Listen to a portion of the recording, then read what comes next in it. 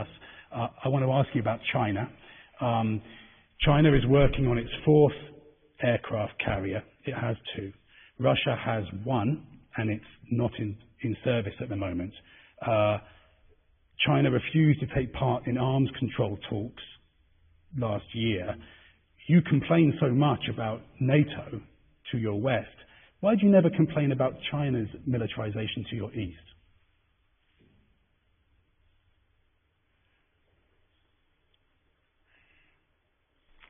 The first thing I want to say is that over the last few years, the last few decades, we have developed a strategic partnership relationship between Russia and China that previously had not been achieved in the history of our two nations. A high level of trust and cooperation, and in all areas, in politics, in the economy, in technology, and in the area of military and technical cooperation. We do not believe that China is a threat to us. That's one. China is a friendly nation. It has not declared us an enemy, as the United States has done. China hasn't been... Don't you know anything about this? So that's number one. Number two is that China is a huge, powerful country, 1.5 billion people. In terms of purchasing power parity, the Chinese economy has exceeded the size of the US economy. And in terms of trade, for the previous year, last year, China tied Europe for the first place, whereas the US dropped to the second position. Do you know about this? China has been developing, and I understand that what's beginning to happen is a certain kind of confrontation with China. Everybody understands it. We can see it. Why hide from this or be scared by these issues? However, we're not alarmed by it, including, among other things, the fact that our defense sufficiency, as we call it, is at a very high level, including because of this. But the most important thing is the nature and level of our relationship with China. You said China will have 4 aircraft carriers. How many does the United States have? A lot more. There you go. That's my point. Why would we worry about the Chinese aircraft carriers? On top of everything else, we have a vast border with China, but it's a land border. What, do you think the Chinese aircraft carriers will be sent to cross our land border into our territory? This is just a meaningless conversation. But you also have a Pacific coast. But you're right, there will be 4 of them. Yes, there will be 4 of them. Coast?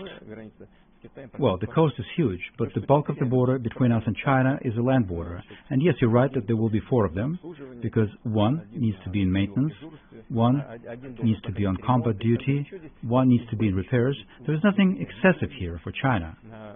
That is why what you said, that China won't engage in negotiations, arms control, it refuses to negotiate reductions in nuclear offensive weapons.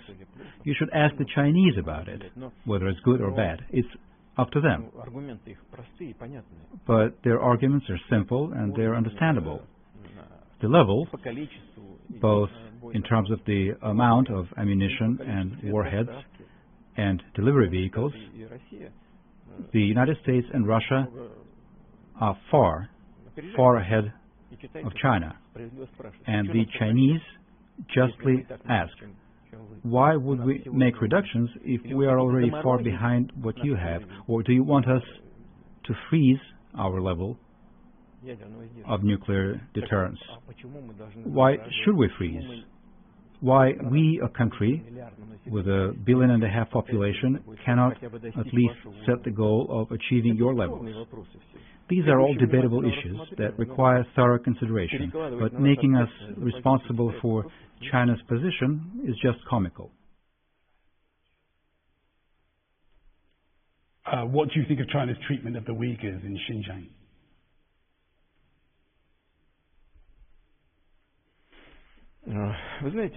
You know, I have met certain Uyghurs. It's always possible to find individuals who criticize the central authorities. I have met Uyghurs on my trips to China, and I assure you, at the very least, from what I heard with my own ears, that on the whole, they welcome the policies of the Chinese authorities in this area. They believe that China has done a great deal for people who live in this part of the country from the perspective of the economy, raising the cultural level, and so on and so forth. So why should I offer assessments looking at the situation from outside? Indeed. You know there are many Uyghurs who do not say that, and that America has accused China of genocide. The Secretary of State has accused China of genocide over the Uyghurs. There is the accusation of 1 million Uyghurs in so-called concentration camps. Is that your message to the Muslim communities in the former Soviet Union? You don't think anything wrong is happening there?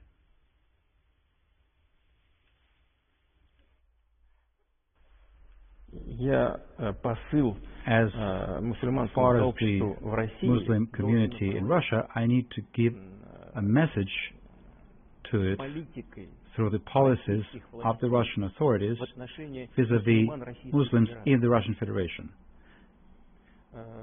That is how I need to give my message to the Muslim community in the Russian Federation. Russia is an observer in the Organization of Islamic Conference. About 10% of our population, perhaps a little more, are Muslims. They are citizens of the Russian Federation who do not have another fatherland. They are making a colossal contribution to the development of this country, and that pertains to both clerics and ordinary citizens. Why should I speak to and build a relationship with this segment of our population by reference to the situation in China without understanding thoroughly what is happening there? I think you're better off asking about all these problems the foreign minister of the Chinese People's Republic or the State Department. It's just a question of whether you are prepared to criticize China. China, for example, abstained on Crimea at the Security Council. China's biggest banks have not contravened American sanctions against Russia. Do you think you get 100% support from China? You know, we are neighboring countries. One does not choose one's neighbors. We are pleased with the level of our relationship, which, as I said, is unprecedentedly high, as it has evolved over the last few decades, and we cherish it, just like our Chinese friends cherish it, which we can see. Why are you trying to drag us into some kind of issues that you evaluate as you see fit for building your relationship with China? I will tell you completely honestly. Can I be completely honest? Please, yeah. We can see attempts at destroying the relationship between Russia and China. We can see that those attempts are being made in practical policies. And your questions, too, have to do with that. I have set forth my position for you. I believe that this is sufficient, and I am confident that the Chinese leadership, being aware of the totality of these matters, including the part of their population who are Uyghurs, will find the necessary solution to make sure that the situation remains stable and benefits the entire multi-million-strong Chinese people, including its Uyghur part. You understand, of course. I'm just trying to question you about Russia's position in relation to China and the United States. Let me ask you in a different way. Are you splitting off from the US space program and moving forward with China? No, why would you say that? We are prepared to work with the U.S. in space, and I think recently the head of NASA said that he could not imagine development of space programs without its partnership with Russia. We welcome this statement, and we value it. Because the head of the Russia Space Agency has threatened leaving the International Space Program in 2025, and specifically talked about sanctions in relation to that threat.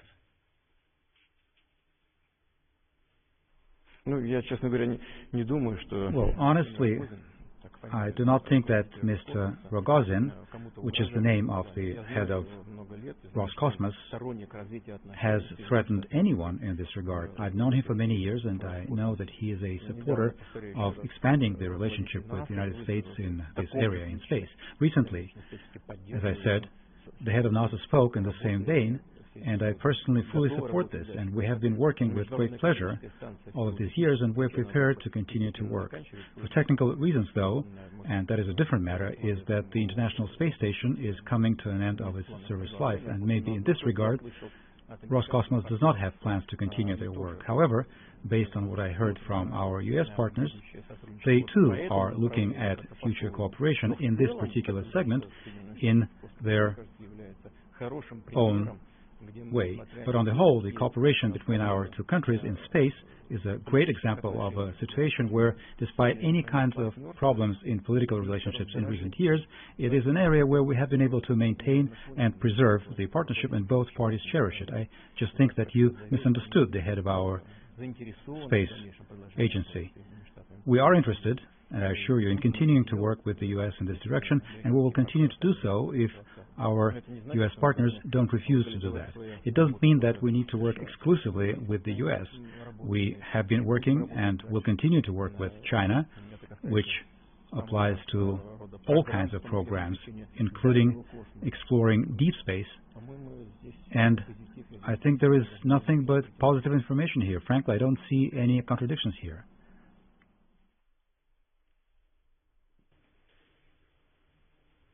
Let me ask you one more way, just to understand the relationship between China, Russia, and America.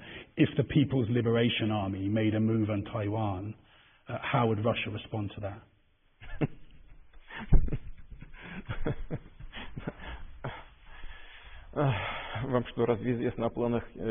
Are you aware of China's plans to militarily solve the Taiwan problem?